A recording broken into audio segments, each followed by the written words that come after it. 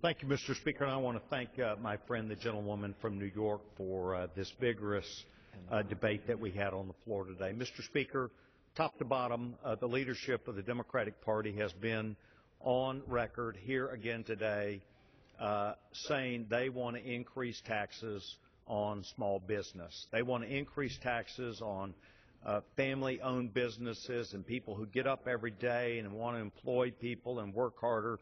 Small business is the engine of our economy, and our friends the Democrats want to punish them through taxes for fairness issues. Well, I'd like to say, Mr.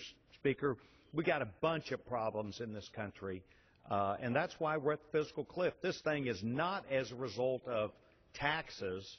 It's as a result of spending and too many people not having jobs to be able to pay in not just their taxes, but to be able to sustain our economy. And so we have millions of people that are unemployed and drawing unemployment compensation. We're seeing disabilities rise at a rate of 16% every year.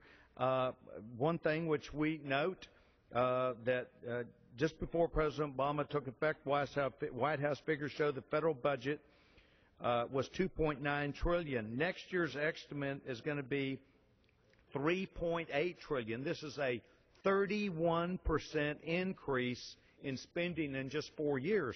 We have someone, as president, our great president, who is hung up on taxing and spending. What we need is representatives that's hung up on jobs and job creation, the American product, entrepreneurship, creativity, competition with the world, the next new great ideas, not that will come from this body, but from the creativity of the American people. This is what Republicans are trying to keep alive in our country.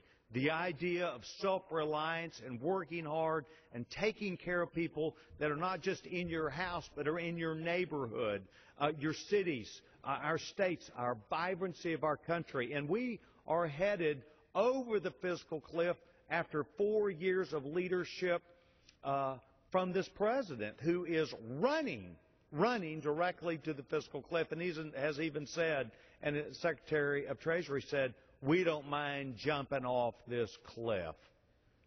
Mr. Speaker, we should not be having that kind of attitude. We should have the attitude that we're for everybody. We want to be for American entrepreneurship and especially small business, because it's small business, family farms, small business electrical companies, people who put their name on the buildings, creativity people get up and go to work every day. That's who we're going to hurt. And we're going to not just hurt them, we're going to hurt their business families, people who they have had employed, small communities, large communities, but small business, which is the engine of our economy. That's really who we're going to punish. Lastly, we should not do it at this time, just like we should not have 2 years ago. But I guess we were aiming for an election at that time, and now the President does not have one ahead of him. Mr. Speaker, I encourage yes vote on the rule and yield back the balance of my time and move the previous question. The gentleman's time has expired. The question